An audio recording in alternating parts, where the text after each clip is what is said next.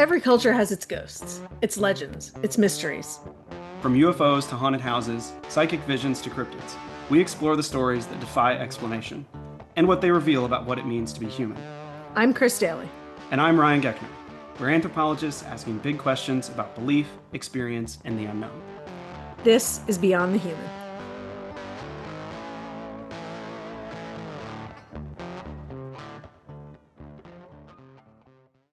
All right, everyone, welcome back to another episode of Beyond the Human. We are so excited to welcome our first ever guest to the podcast, Dr. Andrew Chesnut from Virginia Commonwealth University. If you've listened to the podcast, you've heard our last episode about Santa Muerte. Now we're going to hear about it from the expert, the guy who studies Santa Muerte. Dr. Chesnut, can you just start by telling us a little bit about yourself? Sure. First of all, thanks for having me on. And it's a real honor to be your first interviewee. Yes. Yeah, I am in year 31 of my academic career. It's all gone so fast. I'm a specialist in the religious landscape of Latin America and tend to specialize in the two giants of Latin America, Brazil and Mexico. And at Virginia Commonwealth University, I hold the Bishop Sullivan Chair in Catholic Studies, and I'm also professor of religious studies. I've been at VCU for 18 years, and prior to that, I was at University of Houston for 11 years as a Brazilian specialist. So all my research and writing focuses on the religious landscape of Latin America. And the reason we're having this conversation today is I am now in year 17 of research on the fastest growing new religious movement on the entire planet. And that would be the new religious movement of Santa Muerte, translated to English as either Holy Death or Saint Death. And we don't have visuals here, but the third edition of my pioneering academic book, Devoted to Death, Santa Muerte Skeleton Saint, just came out last spring. And the first edition was 2012. So that's who I am. And we will put that in the show notes. Yes, we will. So. Appreciate it. Yes. I love whoever did the cover design on this edition is amazing. The cover design is excellent. I did. It's my own photo. Did you do it? Nice. Did you really? I love That's it. fantastic. And it's really special because it's from one of the most elaborate temples in Mexico, which is just an hour from my wife's hometown in the state of Michoacan. And I've been going there since 2009. So Nice. it was perfect. That's cool. That's awesome. I did not know that. That's amazing. Yeah, that's great. So that leads me perfectly into my first question for you. You know, you've been studying Santa Muerte for 17 years. You're on the third edition of your book. You know, that's a while to be studying any one thing. And I'm curious to hear just kind of what are some of the biggest changes that you've noticed in devotion over that time? Yeah, that's a great question. So I would say when I started my research in 2009, that devotion to Santa Muerte was still largely pretty clandestine, pretty occult, even in Mexico. Because in Mexico, it really only starts to go public at the end of 2001. So when I started my research, and that doesn't mean that everybody all of a sudden goes public with their devotion, because, you know, Mexico has the second largest Catholic population on the planet. And though there is steady Catholic decline, it's still a almost hegemonically Catholic country. So one of the big changes is, devotion in both Mexico and the United States and most of Latin America is now out in the open. There's temples that hold Santa Muerte religious services and masses. So definitely, the skeleton coming out of the closet has definitely been a big transformation since I've been studying her. Another important aspect is the globalization of the faith. Santa Muerte starts to go public in 2001, just at the time when social media is taking off. Right. And so the platforms of Facebook, last time I checked, Mexicans are number 5 in the world in Facebook use. Instagram, of course.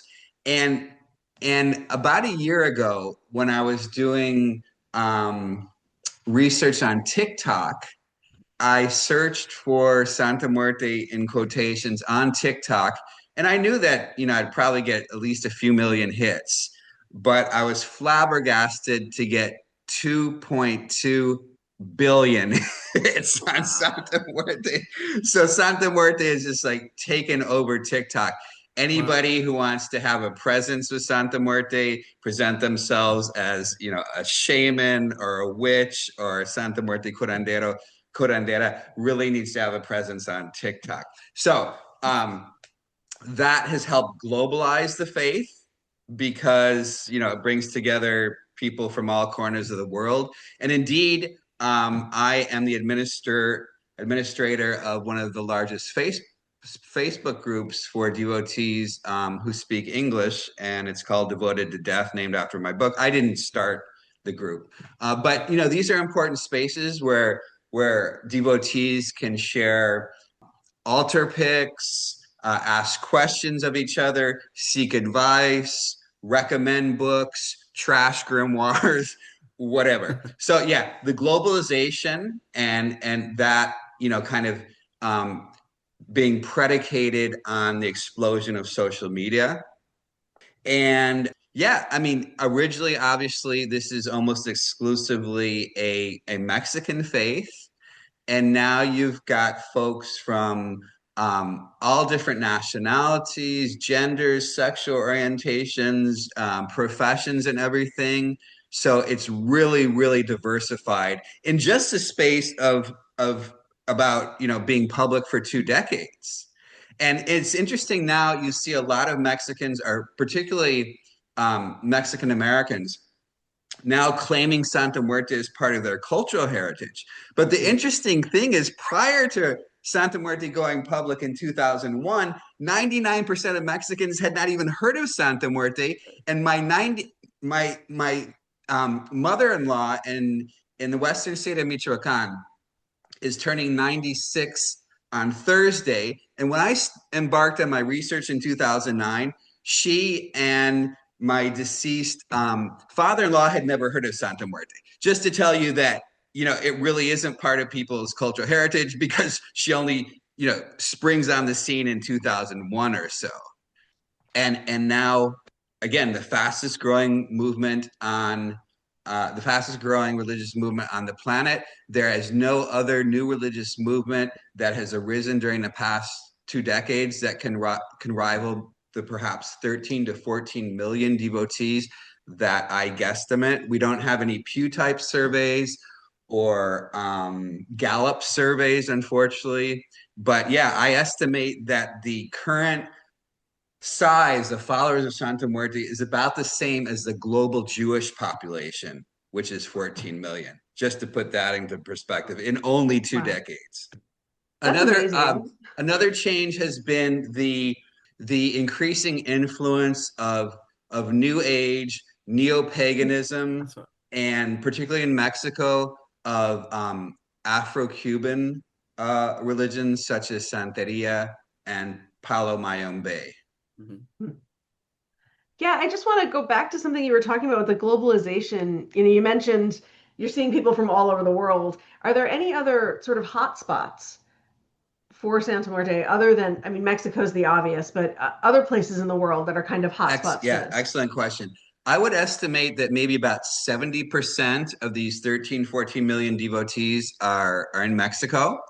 And then second would be here in the US, maybe 15%. And then another 15% in all of the rest of Latin America, but most especially in Central America, and most particularly these countries, Guatemala, Honduras, and El Salvador. And then, you have some thousands of devotees, mostly who would be in Western Europe. And I would say in Western Europe, it's the UK. Well, UK is not Europe anymore, but UK and Italy are probably where you have the most devotees. That's really interesting, just thinking about where else it's taking hold. Do you have any idea, what's appealing specifically for some of these other populations? You mentioned Italy, and I think immediately the Catholic connection, but Yeah, right. So, one way of perceiving devotion to Santa Muerte is like an extreme folk goth form of Catholicism, because without the Baroque goth Spanish Catholicism, in Mexico during the colonial era, there would be no Santa Muerte. Santa Muerte could not, absolutely not have arisen in a Protestant cultural context. And so, in a way, she's partly the confusion or the misperception of the Spanish Grim Reapers. And I say Grim Reapers because more often than not in the Catholic Mediterranean, the figure was a female figure. In fact, in Spanish and Italian, she's called La Parca. When the indigenous people in Mexico and other parts of Latin America view the Grim Reapers, they obviously make association with their own death deities, right? Their own death gods and goddesses. But for the Spanish and the Europeans, the Grim Reapers was a mere artistic representation, personification of death that wasn't worshipped or beseeched for miracles. But yeah, obviously, I mean, Europeans have a long history with death and death being personified. Death as the reaper really first comes about in the 14th century during the Black Plague. Yeah, that whole history of during the Black Plague is fascinating, and I would go down that every day, but we won't this episode. Absolutely. Yeah, it's so funny because I'm a Latin America specialist, and that was kind of an intentional choice of mine to focus on Latin America to get away from the Eurocentrism. But all roads end up leading back to Europe anyway, kind of culturally. Mm-hmm, mm-hmm. And all roads seem to end up back with the plague. Yeah, right. Yeah, kind of. Right. And so interesting as a connection with that, during COVID, almost 1 million Mexicans died during COVID. And so Santa Muerte becomes a really important figure for protection and healing from COVID. And the smart commercial marketers even developed a special Santa Muerte COVID candle that you could purchase for about $5 or so. So I even wrote an article how she became like the new plague saint instead of Saint Sebastian and Saint Roch during medieval European times. I have to tell you, I used that article in one of my classes. Okay. So thank you for writing it. It's been great. My pleasure. So I want to jump back. You mentioned, after Central America and Mexico, there's lots of devotees in the US. And I wonder about how the current political climate, particularly around immigration and everything that's been going on in the last year and a half or so, has impacted Santa Muerte devotion. Is Santa Muerte being sort of petitioned for issues related to that, or have you seen anything like that? Yeah, interesting that you bring that up. Just a couple days ago on X, former Twitter, and I had to stay on there because there's so much important media for my own research there. For the first time ever, I saw the Department of Justice. I mean, the actual federal Department of Justice account there with a long thread on Santa Muerte, some Really? supposed narco in San Antonio, Texas. His safe house had been raided, and he had a pretty elaborate Santa Muerte altar. And that, I remember seeing, branches, particularly in Texas and California, of DOJ tweeting about this, but it's the first time I actually see the national account. So definitely has moved up on the radar since Trump 2.0. And I think on the flip side, among devotees, particularly among those who might be in danger or fear imminent deportation, Santa Muerte has become even more important as a protectress. In fact, there's even candles, Santa Muerte candles, to protect from law enforcement that you can that actually existed, before all these ICE raids. But yeah, I think for sure that she has ramped up her importance as a protectress of vulnerable Latin American migrant communities fearing deportation wherever they might live.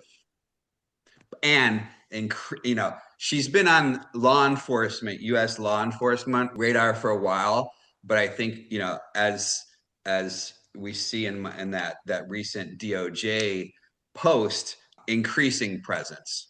Mhm. Mm-hmm. So I'm gonna say, Ryan, did you want to go any further down that road before I jump in with religion? I guess, well, one thing that's kind of like, it's not really down that road, kind of sidesteps Yeah. a little bit, but I follow you on Instagram, and so I see all of your posts about how everyone comes to you to talk about Santa Muerte, which, like, awesome job picking a thing that everyone comes to you for. But I was curious, a lot of the news articles that come out about Santa Muerte are about, oh, such and such a narco trafficker gets raided, and then they find an altar, and then that's how Santa Muerte ends up in the news. And in your book, you talk a lot about like the perception of Santa Muerte as being, sort of, well, like the Catholic perception is that it's, satanic and against the teachings of the church because of this association with death, right? And I wonder how you think about those media, the focus of the media on that one specific aspect of Santa Muerte devotion when it's so big.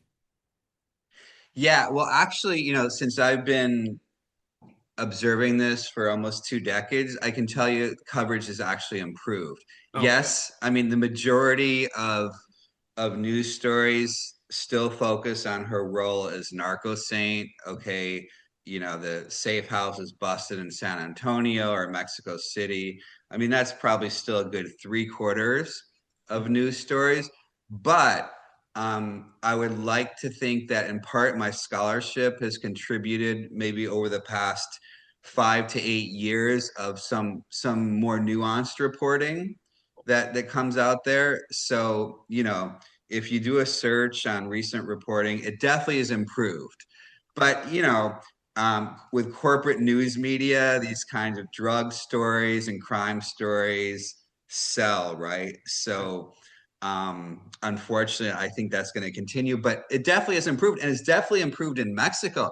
I also do a lot of Mexican media commentary, and particularly one of the leading news outlets is called Milenio, and I do a lot of commentary for them, and they've got really great nuanced reporting as well. So it's improved, but it's still there.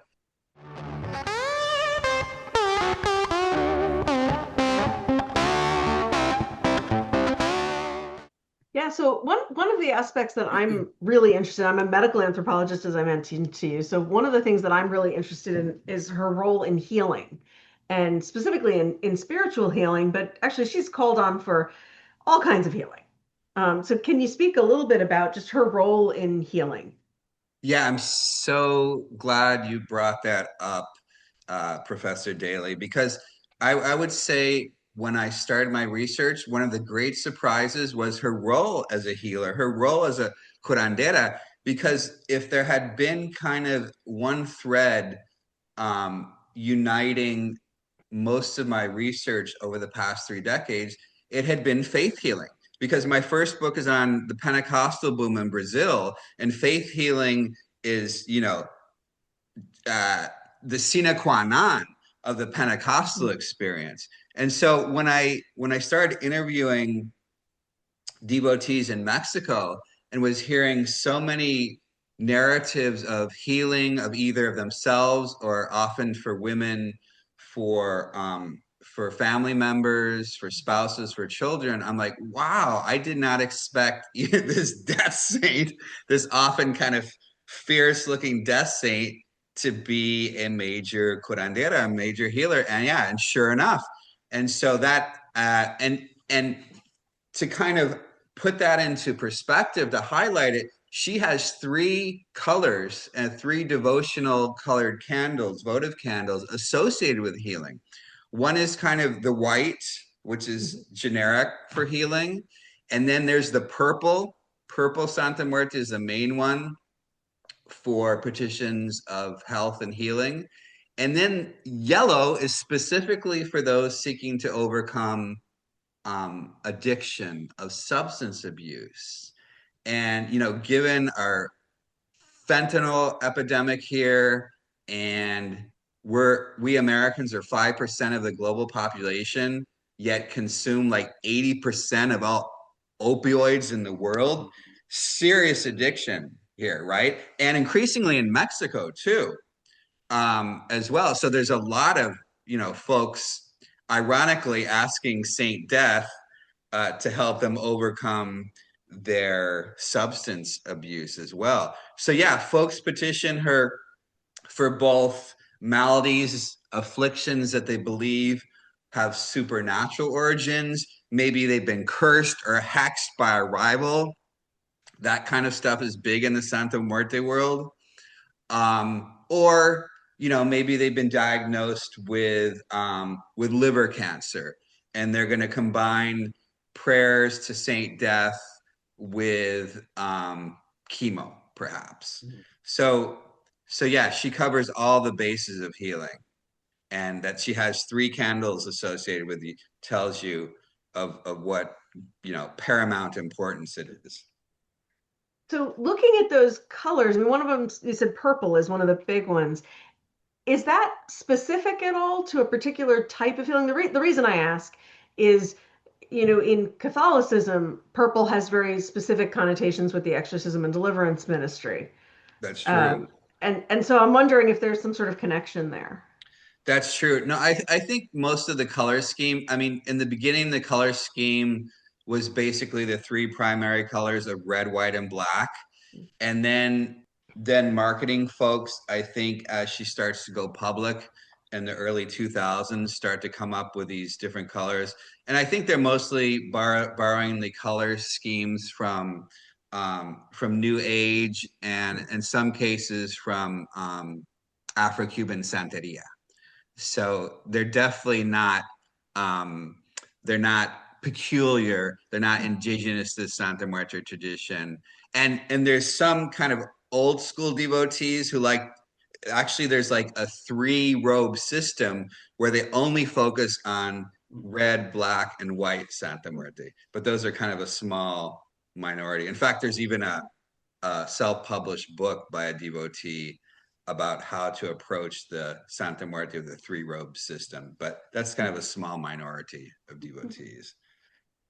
So one of the really interesting candle colors, and I think the one that best captures the polychrome identity of Santa Muerte, is a 7-colored candle, which was also borrowed from Santeria, where it's known as the candle of the 7 African powers. And so you take this candle has the 7 primary colors of Santa Muerte, because obviously there's a lot of folks who aren't looking for just one type of miracle, not only prosperity, but they're also looking for their sick daughter to be cured, and they'd also love to get a better paying job. And so that 7-colored candle covers all the different bases that you might want to be asking her for simultaneously. But interestingly, because it kind of looks like the LGBTQ plus rainbow flag, in the beginning, when LGBTQ folks are seeing it, they just assume that it was created for that purpose, because she is, particularly in Mexico, she's kind of the unofficial patron saint of LGBTQ plus folks, and increasingly here in the United States as well. And so that candle has morphed into that meaning as well, unintentionally, because it starts with confusion, right? And just the assumption by those folks that it was the rainbow flag packaged or repurposed as a votive candle. So that's really been an interesting development to watch as well. And at first on Twitter, I used to correct people, but I'm like, no, I'm not going to correct, because that's what it's become, right? Yeah.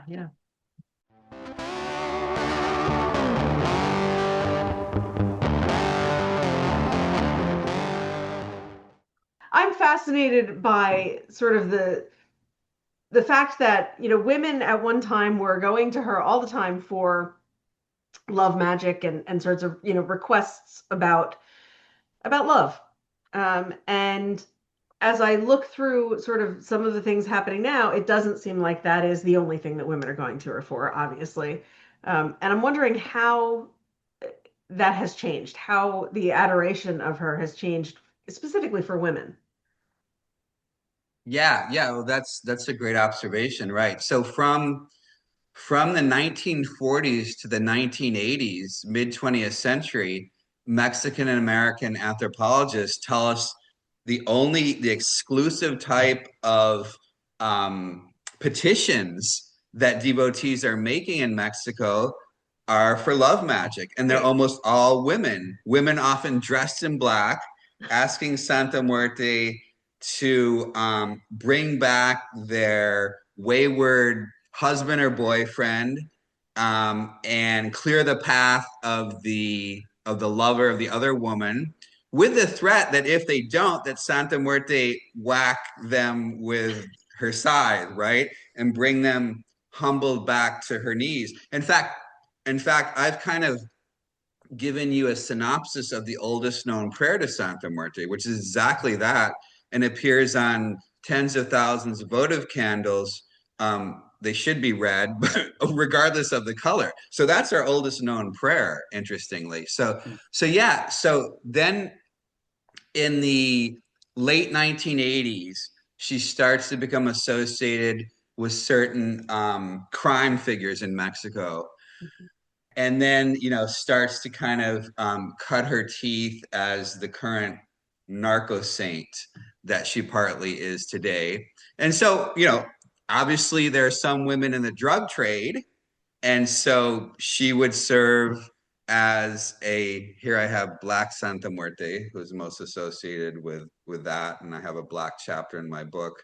So women who are in the drug trade would be asking for protection and asking her to take out rivals, just as men would be.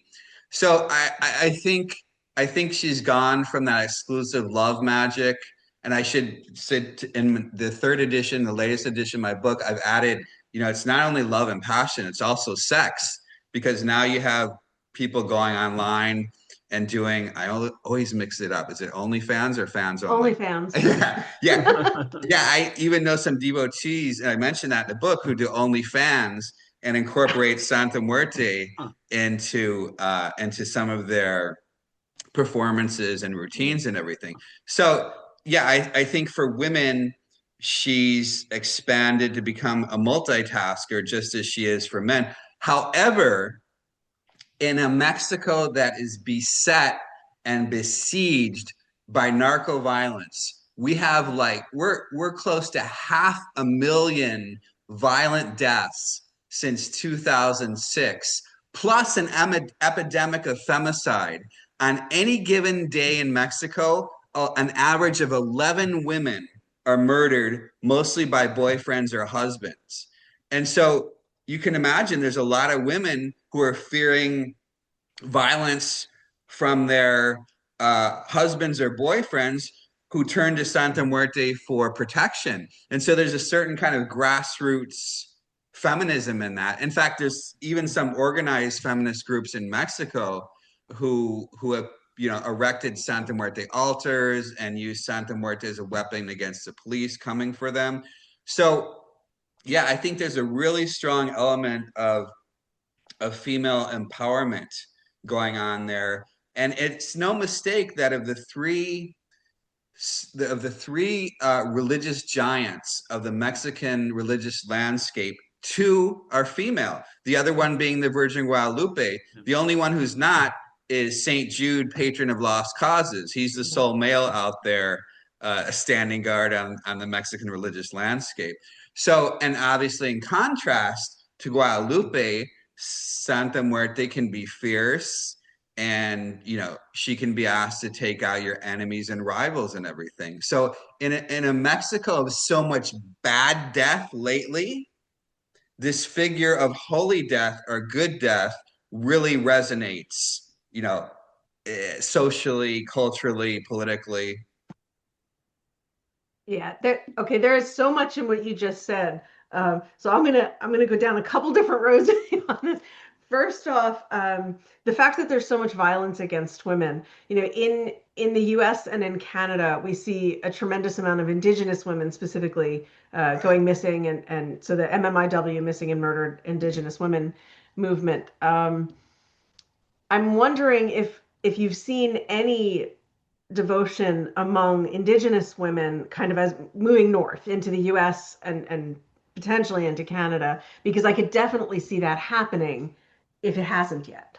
Yes, I have come across both Native Americans from the US and First Nation peoples who are devotees, both male and female. I haven't come across anything as specific related to what you're talking about, the femicide. I'm sure one could find that. Yeah, But yeah, yeah, I think she has a special appeal to indigenous folks, and it took me a while in Mexico to find that out. But the most indigenous state in Mexico is the southernmost state of Chiapas on the border with right. Guatemala, and I've met Mayan devotees down there, and also in the Yucatan Peninsula as well. So, and you can imagine they tend to see her as kind of the current manifestation of either their Mayan death deities, or if you're in central Mexico, Aztec, right? Sure. Sure. Yeah. I'm curious to see how that's gonna bloom into devotion as we move forward in time. I Yeah, think and we're that gonna is see a it really big take that hold. is a big trend Yeah. among some folks, is try to detach her from her Catholic roots, because they say, hey, Catholicism came with the Spanish colonizers. Why do we need to approach our death goddess in this Catholic form when it was imposed on her, right? So let's go back and treat her as Aztec death goddess Mictecasiwa, right? I mean, that's still kind of a small minority of devotees, but it's a growing trend. Yeah. Interesting. And that kind of tangentially touches on the other piece of what you said that I wanted to talk about. You know, Mexico is a hugely Catholic country, and women in Catholicism often feel, uh, let's just say frustrated um, with the available roles or lack of available roles for women in the church, and kind of the church's stances on certain things related to feminism and related to what have traditionally been women's roles. So it leaves a lot of women feeling somewhat disenfranchised by their own church. And so I'm wondering if Santa Muerte is really somewhere for these women to go. Exactly. Okay. Yes. So many of the devotional leaders in Mexico are female, and they'll run their own temples, shrines, some through donations, and maybe they'll have a little botanica where they sell devotional paraphernalia. Some can make enough to quit their day jobs and just focus on becoming Santa Muerte priestesses. And so yeah, that's a real they become kind of small scale religious entrepreneurs, right? And it's exactly what the Catholic Church disallows, and most evangelical churches as well in Mexico. So right, it creates a new space, and just at the time when Mexico has its first female head of state, President Claudia Sheinbaum. So yeah, yeah, that's a really important part. In fact, the devotional pioneer Enriqueta Romero, affectionately known as Doña Queta to devotees, she made a living selling quesadillas in Tepito, one of the most notorious barrios in Mexico City. And now her shrine and donations, and she also has her little botanica adjoined to her house. She her revenue is enough that she no longer has to sell quesadillas. All right. I'm going to stop talking and let Ryan talk a little bit because I'm taking over and I don't want to do that. That's totally fine. No, I really like that you brought up the indigenous connection in North America, Chris, because as you were talking about people using Santa Muerte as kind of this sort of grassroots feminist movement.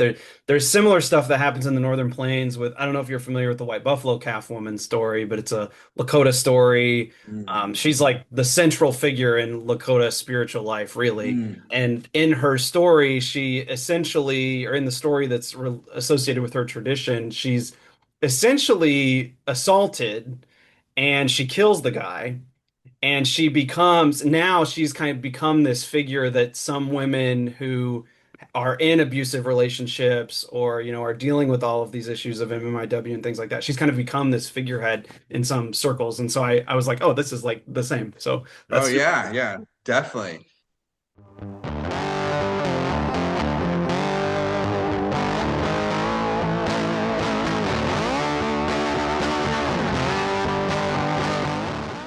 So we are a paranormal podcast, even though we do all of the academic things too. And so I'm curious, have you ever had any experiences in the 16 years of work on Santa Muerte or even in your work in Brazil as well that you would consider supernatural or paranormal?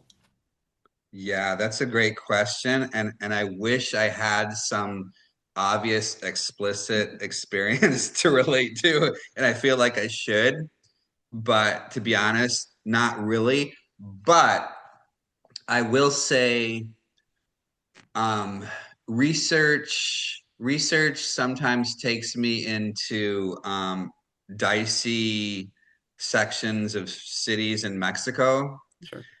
where I wouldn't go otherwise, and where my wife wouldn't go otherwise.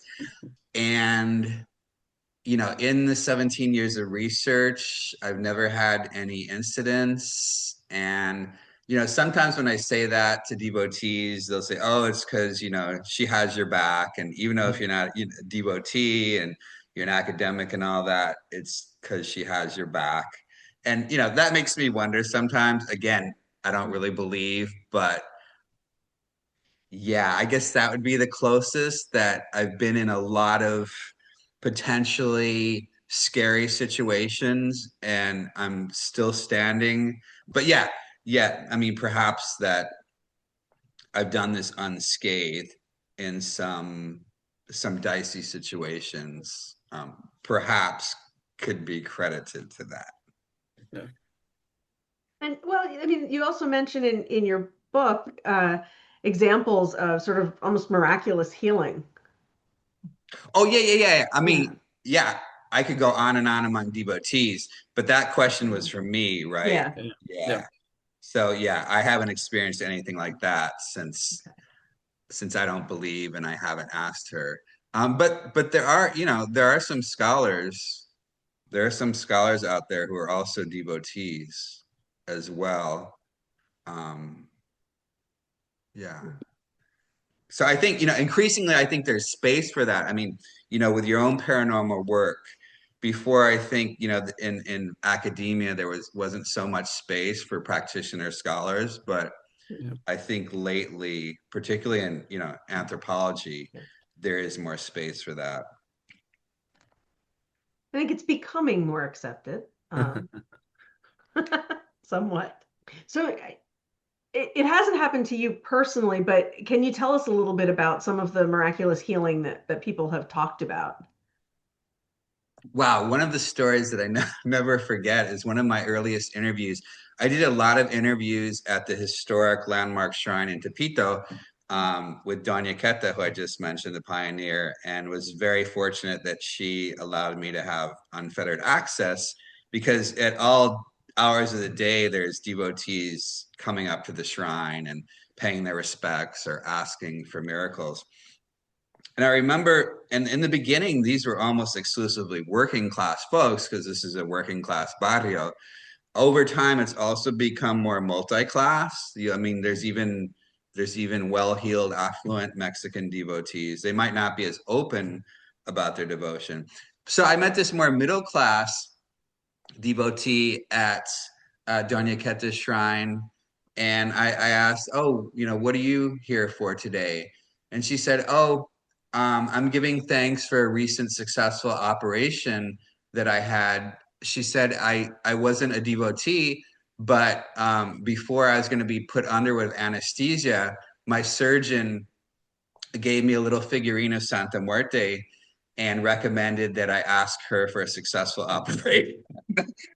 That's And, really and she interesting. did, and it was successful, and so she became a devotee, and she was there paying. And so that really struck me, like, wow, the surgeon, was. Yeah. I mean, if the surgeon told me that, I might be a bit worried, right? I was thinking the same thing. Braid a I was like, lady down. is that a vote of confidence in the surgeon or no? Like, I'm not sure. Right. But that there already was someone Oh, like a surgeon who was a yeah, devotee in 2009, just a few years after yeah, she that's went cool. public, right? Yeah. Um, That's like a little extra, like extra on top of the malpractice insurance, I guess. I've also, this isn't so much healing, but I've also interviewed a number of people who give thanks to Santa Muerte, who prayed to Santa Muerte during their kidnapping and Mm. were freed successfully. Mexico, unfortunately, has one of the highest incidents of kidnapping in the world, and people get kidnapped all the time. So um, I met a young lawyer also there who was there giving thanks for um, being able to be released by his kidnappers without being harmed. Wow. That actually ties to, we've talked about her as being this narco saint, but there's also a lot of law enforcement and people in the military who are devotees. That's a really interesting difference. I mean, you see both sides of the legal system. Yeah, yeah, especially in Mexico. And I have another article, I think it's called Not Just a Narco Saint, where I describe her basically as the patroness of the Mexican drug war writ large. Because yeah, from municipal cops to the National Guard folks and to the military, she's got devotees. So it's very, very wrong and skewed just to see her as popular among cartel members. Yeah. Now, in the US, I have heard of American law enforcement officials who are devotees, but I think they can. It's kind of more open among members of the military here in the United States than it is among law enforcement. I know there are some, but it's nothing on the scale of Mexico yet. Who knows? Yeah, yeah. But yeah, I Yeah. mean, particularly given the political climate in our country, if you're in American law enforcement, you're not going to be open about your devotion, right? Because I mean, law enforcement even gives training. They even have these supposed experts who come in and will give training on narco saints. Yeah, I don't know if I can wrap my head around that. Well, And they're folks who don't have academic yeah. training in religious studies. Right. And they almost, I mean, there's a few exceptions, but most of them exclusively see her through that lens of narcotics. And that's part of the problem. Whenever people look at these things through that very focused lens, you kind of miss the bigger picture, you miss the context, and how are you really training anybody about teaching anybody about something if you're not bringing in that larger And context. that's our role as academics, Yeah. right? To bring in the shades of gray, to bring in the nuance, which again, particularly in this current political climate, are lost among so much of the general population, right?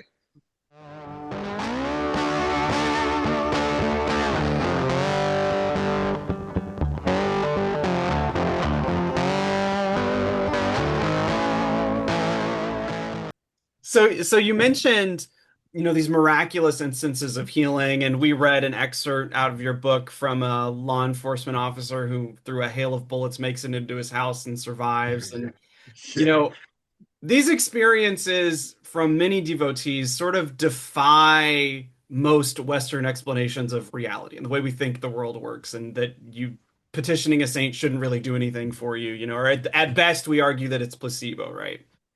So why do you think it's important for academics? Because you seem to be really sensitive to telling those stories and telling them, at face value from the devotee's perspective.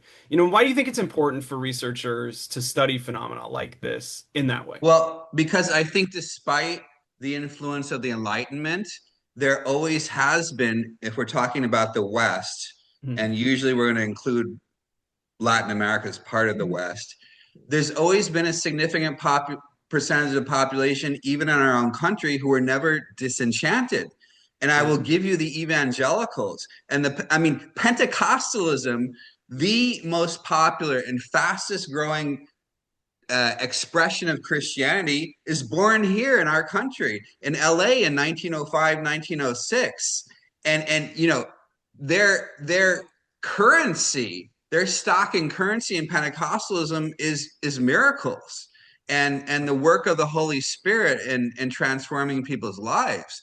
And so we don't have to go, south to Latin America to look for that, because a good percentage of our population still inhabit this enchanted world where miracles are common, and the supernatural God intervenes in our everyday lives in all kinds of ways. So yeah, for academics and such, maybe most of us inhabit this disenchanted or unenchanted world, but there's still millions of our compatriots who live in that. And so particularly in Mexico, um, while actually the fastest growing segment of the religious landscape in Mexico are the religious nuns, those who have no institutional religious affiliation, just as it is here in the United States.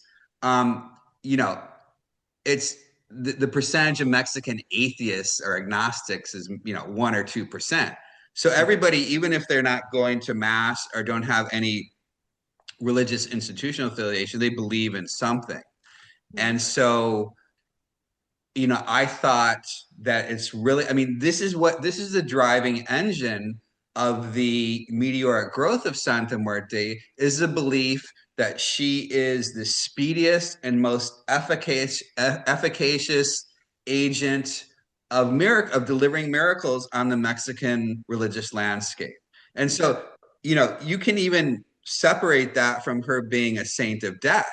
It's her speed and efficacy and miracles of all stripes, again represented by the candle of 7 powers, that really is the driving motor of her explosive growth. So I'm curious to hear what you're working on now. Do you have anything that you'd like our listeners or us to know about that you're working on? Yeah, okay. So I'm most immediately wrapped up. I am the co-editor in chief of the forthcoming second edition of the Encyclopedia of Latin American Religions, and has hundreds of entries by hundreds of different contributors from around the world. So that's taking up a lot of time, but it's really interesting. The first edition, I think, came out in 2017, and the second edition will come out in 2027. And not only am I the co-editor in chief, but I created a new section on folk saints, because there was no section, believe it or not, on folk saints. And so we're going to have Santa Muerte. We're going to have Rey Pascual, who's another death saint from Guatemala. We're going to have the original narco saint Jesus Malverde from Mexico. Anyway, we're going to have like 7 or 8 Latin American folk saints, and several of those entries will be my own. And then I'm thinking, once this is wrapped up, that I'll probably move on to a book on narco religion. We don't have a good quality book, moving beyond Santa Muerte. There's other folk and Catholic saints.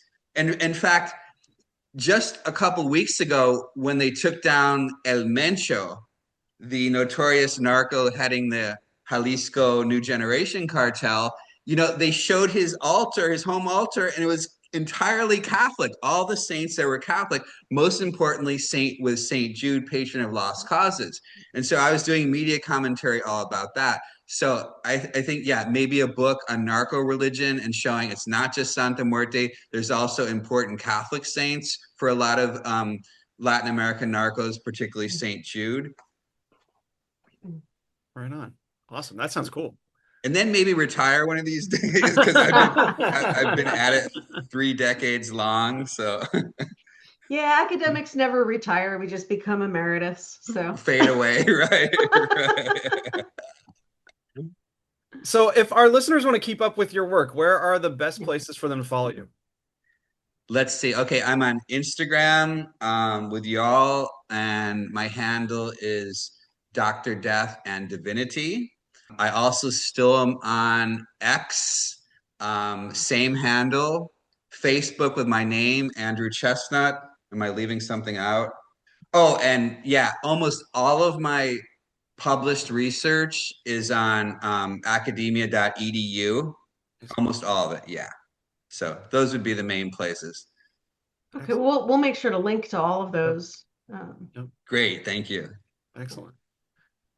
Well, I think that's what we've got for you. So I just want to say thank you so much for your willingness to chat with us. This has been an awesome conversation. I will say Absolutely. that this was like a conversation 14 years in the making because I remember back when we were in Kansas and the first edition of the book came out, we were seeing Santa Muerte statues and candles popping up in all of the best taco places in Kansas City. And so a couple of us were like, what's up with this? And then your book came out, and then we were like, now we know. So it's been great to talk with you and learn more about how this has evolved in that time. So thank you. Yeah, I really appreciate the invitation. I appreciate the well-researched questions, and yeah, it was really good. And I'm happy to come back in the future on some Great. other topic. Like I said, there's other folk saints and whatever. So thank you so Yeah, much. we may take you up on that. I love talking about different Yeah. folk saints and kind of how they interact with mainstream Catholicism, and yeah. My pleasure.